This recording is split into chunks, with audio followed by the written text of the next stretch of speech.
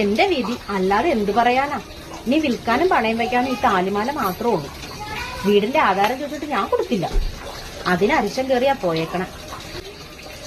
കെട്ടിയുള്ള പൊന്നു വിറ്റ് തിന്നണ തന്നെ നാണക്കേട്. അതും പോരാ ഞാൻ വീടിന്റെ ആധാരം പണയം വെക്കാൻ നടക്കുന്നു. ഹോ, ഇവൻ ഇതെങ്ങനെ ചോദിക്കാൻ തോന്നണമെന്നാ. എന്തായാലും അവനിട്ട് ഇന്ന് രണ്ട് പൊട്ടിച്ചിട്ടേ ഞാൻ വർത്താനം പറയുള്ളൂ. വേണ്ട അമ്മാവാ, ഏത് നേരത്തെ ആ സാധനത്തിന് പ്രാന്തിറങ്ങണമെന്ന് പറയാനൊക്കെയല്ല.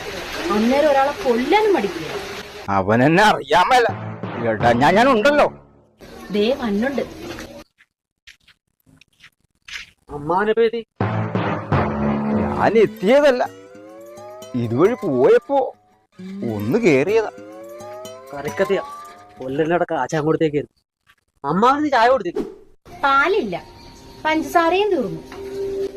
അന്ന് അമ്മാമ്മ നമുക്ക് പുറത്തു നിന്നൊരു ചായ കുടിച്ചിട്ട് ഒന്ന് ചൂടാകട്ടെ.